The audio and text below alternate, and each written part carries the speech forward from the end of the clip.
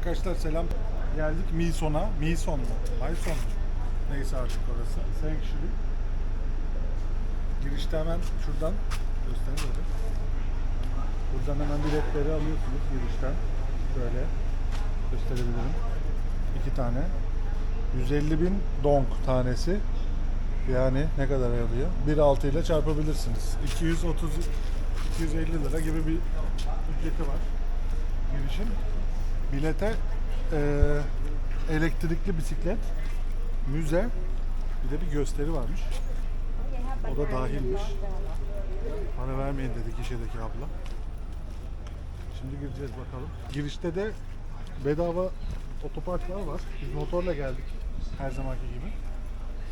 En yakında olan otopark 5.000 dong. Yani 1 dakika gerisinde yürüme mesafesinde. Bir otopark var, orası bedava. Hatta bir sürü var. Biz 5.000 verdik ama. Yani her zamanki gibi. Üstü kapalı sadece bizim verdiğimizin. Bir de su ceketini sıcak oldu diye geri bırakmak istedi. Bıraktık motoru. Ödedik parayı. 2 dakika sonra geri gittik. Teyze hoş geldiniz dedi. 5000 dongunuzu alayım. 5.000'inizi alayım dedi. Lütfen. Şimdi gidiyoruz bakalım elektrikli arabayı bulacağız herhalde. Evet, Misan olduğuna ikna oldum öndeki rehberli turda. Vietnamlı abi Misan dedi. İnsanın Maysan diyesi geliyor.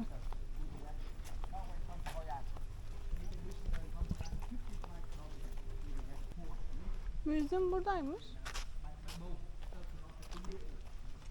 Oraya en son girelim istedim. Olur. Şuraya bir bakacağım sadece.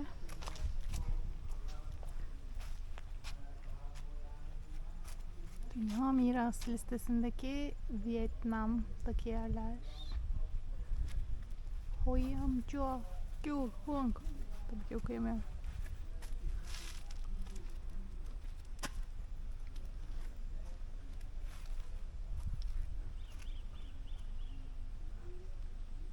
Burası bu arada 4. ile 13. yüzyıl arasında yapılmış. Hindu tapınaklarının olduğu bir yermiş böyle. Total. Şu an toplam. buradayız. Ben de bunların hepsini burası zannettim. Hayır, Vietnam'daki. Tren.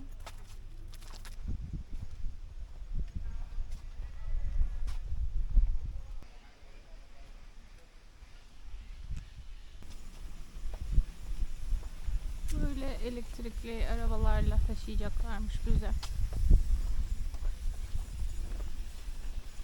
Bu da aldığımız bilete dahil.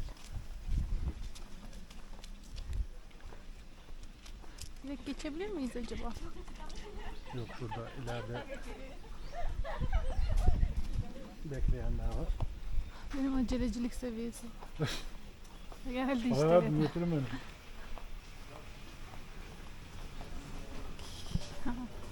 Bekleniyoruz.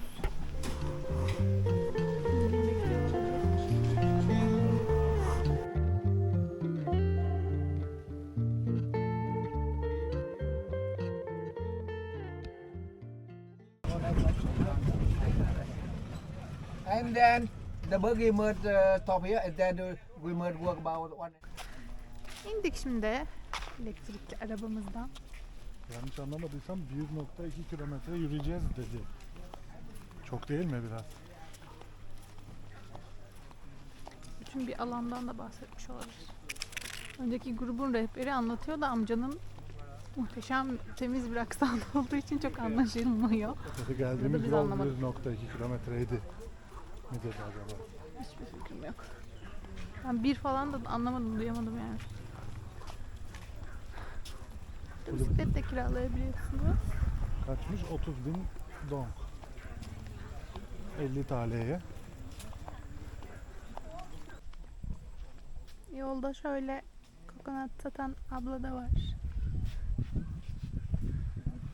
Burada oturup bu manzarada böyle kokonatınızı içebiliyorsunuz. Kokonat. Kokonat.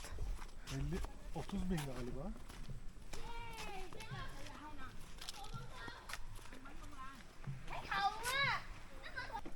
köprüden geçirmeye karar verdik.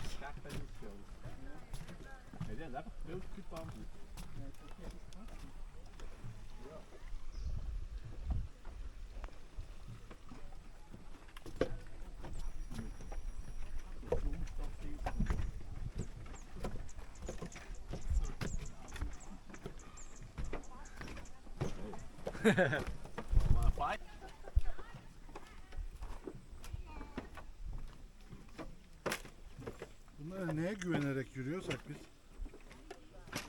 Gerçi bambular çok sağlam. O sırada bambu. Benim de bir sınırım var. Ay, arada böyle bayağı çıtırt ediyor. Dur. Ha?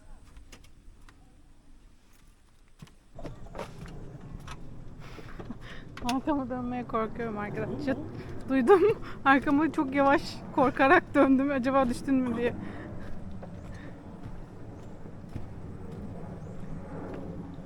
Kurbağa bırak dedi. Ben anladım ki deredeyim. Allah. Evet,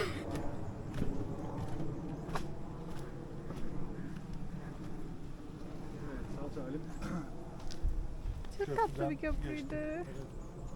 Ama yolu kapanmış mı? Belki de biz geçebilirdik onları. Yok. Ah dikkat.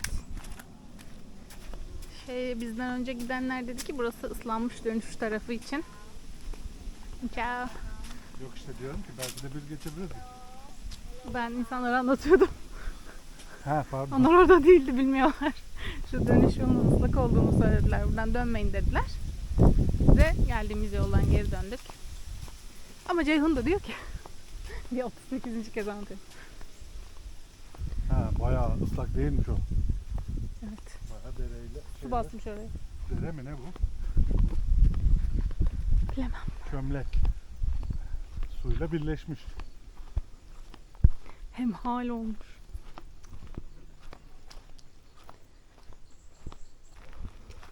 Evet, ilk yapıyı gördük. Şuradan küçük bir patikada gördük.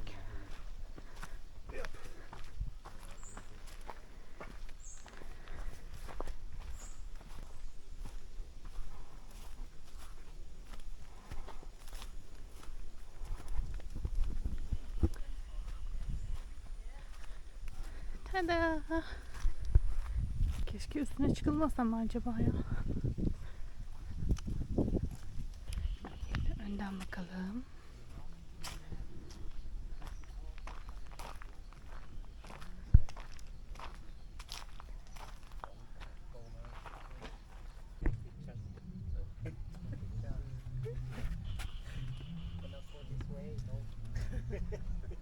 Wachten, oder? Die hucken ja alle so.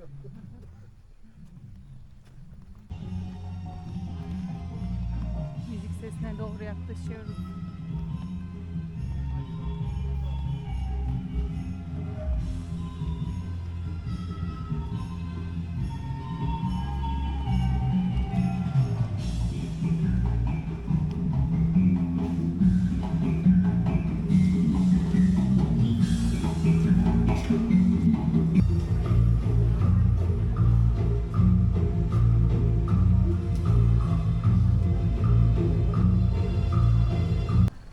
Dans gösterimizden sonra yolumuza devam ediyoruz.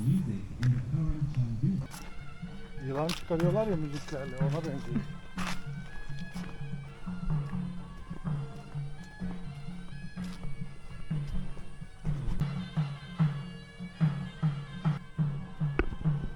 Şimdi daha büyük olanına geldik.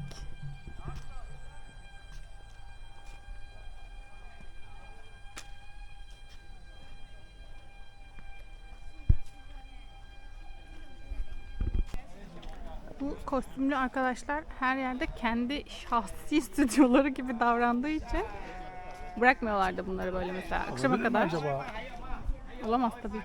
böyle ülke genelinde bir para verip? Ülkeyi satın alıp Yok. Ülkede fotoğraf çekilme özgürlüğü. fotoğraf pes. Mesela biz 20 dakika sonra orada olsak o kız aynı noktada fotoğraf çekiliyor olacak ve sen hiçbir zaman orayı boş bulamayacaksın. Bakalım 20 dakika sonra.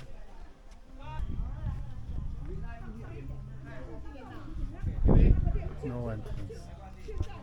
Tabii. Burası kimin neyi acaba? Evet arkadaşlar, kamerayı ben devraldım şimdi.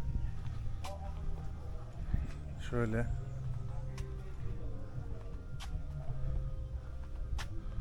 Enteresan yapılar.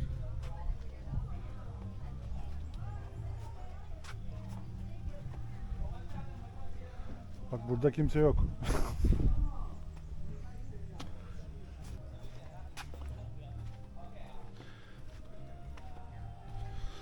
Buraları böyle bütün bu tapınakların hepsinin birleştiği işte alan. Bunların bir tanrısı varmış, Shiva diye. Shiva'ya ibadet etmek için yapmışlar aslında buraları. Bu şu anda bizim olduğumuz bu kompleksin içindeki en büyük olanı diye gözüküyor haritada. Şimdi birazdan diğerlerine de gideceğiz.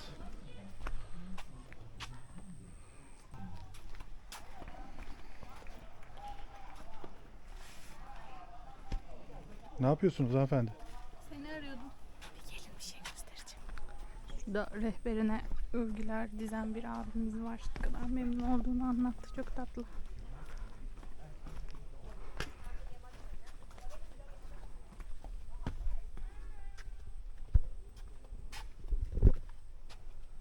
Görebiliyor musunuz?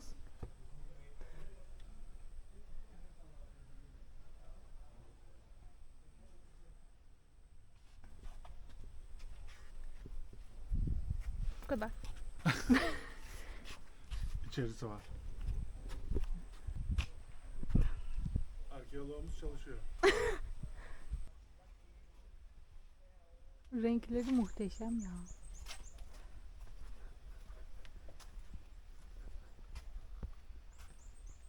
Bunda içine girmeyi yazmamışsınız. Girebilir miyim? Giriliyor mu? Genelde girmeyin diyor ama ben girmek istemezdim. Evet.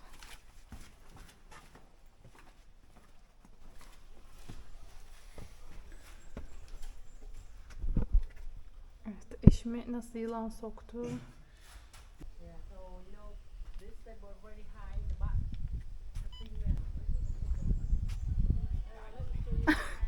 İşte bazen sizi böyle sürprizler bekliyor.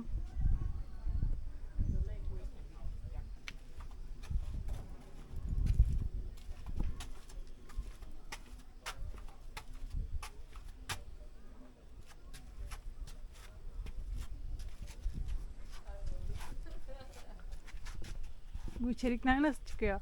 İşte böyle çıkıyor. Geri gitsene bir fotoğrafını çekeyim. Gerek yok, boş ver. Haydi. O zaman beni çek. Bir sürü oluyor zaten. Buyurun. Şöyle şuradan geldik. Şimdi diğerine gideceğiz. Bayağı güzel.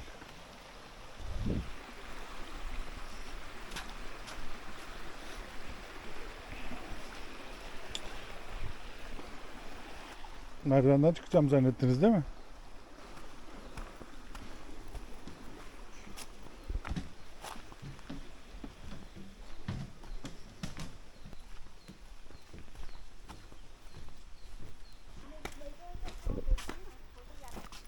Số báo danh trước đi trước mặt.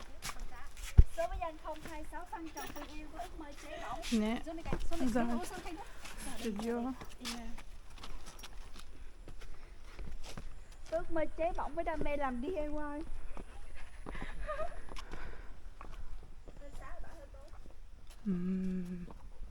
Tırmanman guzum diyor ama. Bakıyoruz. Ok, bữa nay kia kìa, vô đây kìa.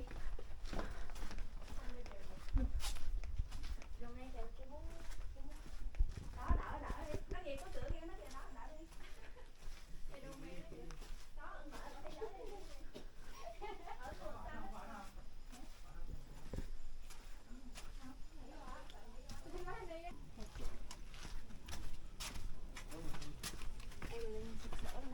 Yine denk gelmişsin. Herhalde. Ben herhalde bulurum. Những này nè. 2, Cái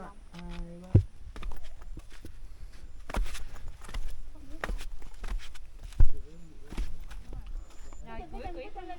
Không cho cây nghĩa đó thế. Cái chân kia, cái chân kia.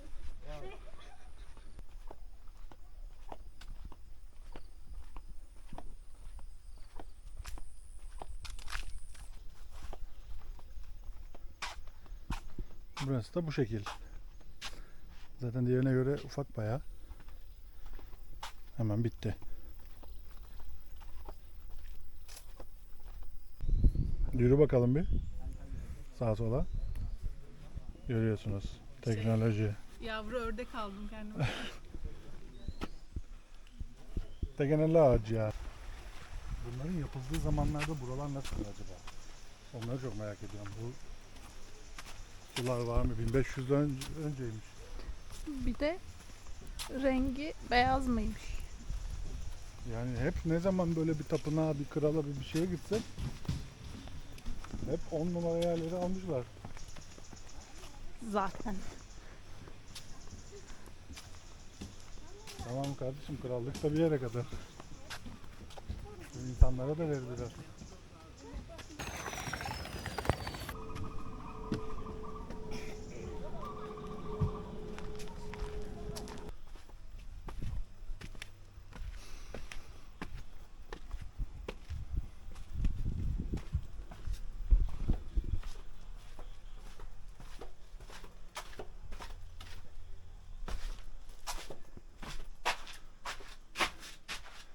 Hiçbir yere çıkmıyormuş.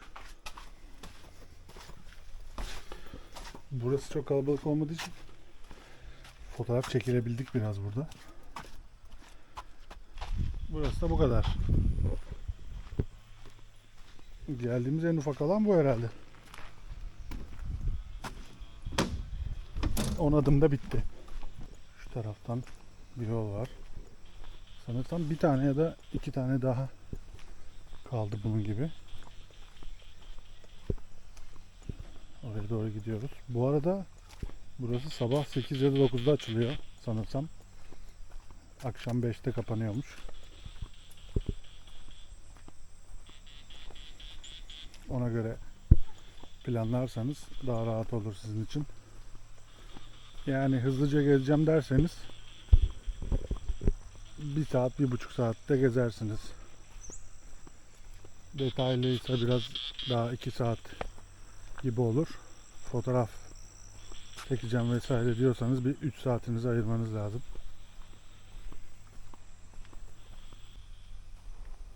Şimdi dördüncüdeyiz.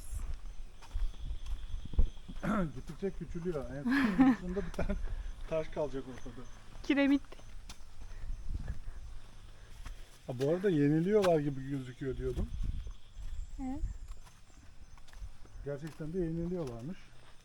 Yani Ay, yeniliyorlar pardon. derken sıfır şu an yeni taş ekliyorlar. Şurada bayağı tuğladan Tuvalet yapmışlar. aynısını yapmışlar bildiğin. Enteresanmış. Buraya ne yapıyorsun? İşte diyorum ya, bu bayağı yeni sıfır tuğlalarla, taşlarla aynısından örüyorlar gibi. Şunu bir eskitme patlatacaklar. Tamam işte. Diyecekler 5. yüzyıl.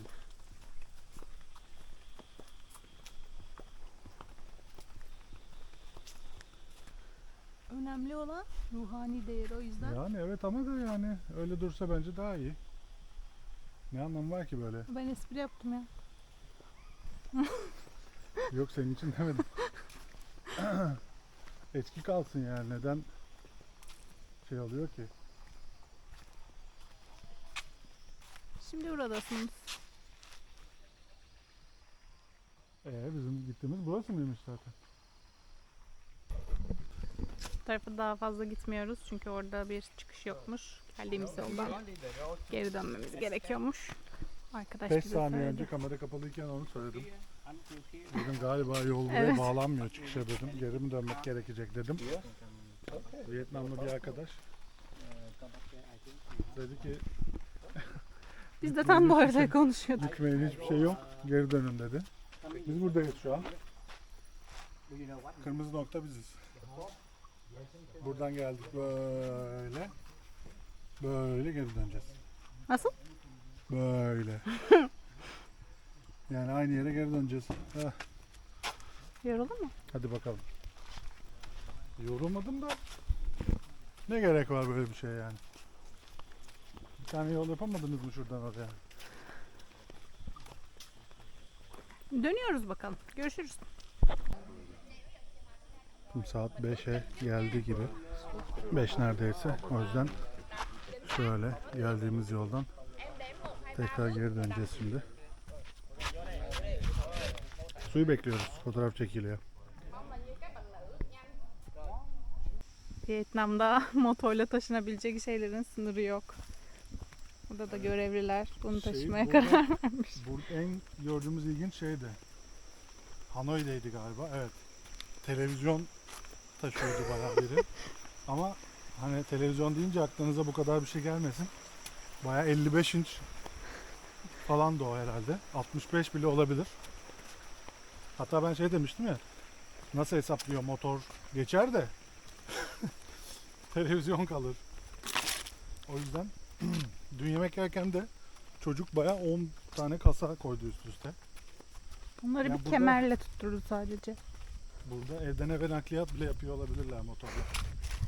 Zaten 4-5 kişi binmek çok normal bir şey. İlk başta biz şeye bile çok şaşırıyorduk. Çocukların motora bindirilmesi, işte anne babasının ortasında oturulması falan. Ya hiç mi kıymeti yok çocuğunuzun falan diyorduk. Sonra 3 çocuğun bindirildiğini görünce böyle böyle normalleşiyor herhalde. Bence yine de çocuğun ortada motora bindirilmesi çok tehlikeli. Bazen uyuyor çünkü çocuklar. Hatta tek başlarına da biniyorlar arkalarında. Anne babasının. Uyuyor çocuklar. Böyle bir tarafa sarsılıyor falan. Devriliyor yavrum. Allah korusun.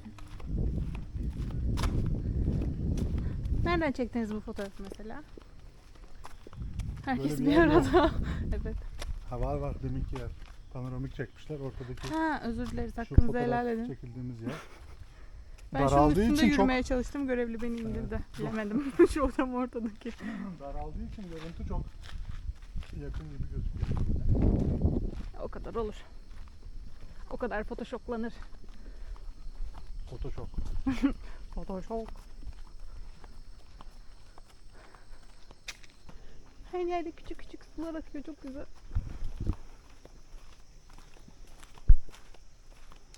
Burası bu arada sadece bu şeyleri gezmek için değil, doğal güzellik olarak da bence gelip görebilirsiniz. Girişte bisiklet kiralama imkanı da vardı. 30.000 donga. Söylemiştik onu. Evet. 30 bin İşte dolar. o söylediğimiz şeyi yapabilirsiniz isterseniz. Yani çok sessiz, sakin, huzurlu bir yer. O yüzden hem bunları görmek için hem gelinebilir.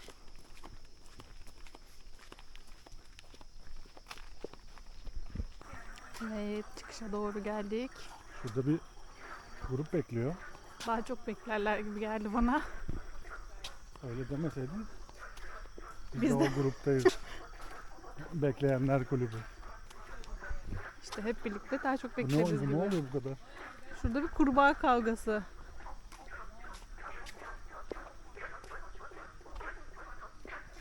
Ne Bu harbiden? kadar çok duymamıştım.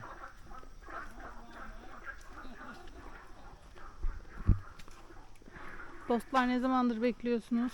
Gelecek mi acaba? Hiç umut yok gibi Yani ya. haberleri var gibi ama sanki. Bizi nerede indirdi araba? Araba şurada indirdi bizi. Burada yazıyor zaten bak.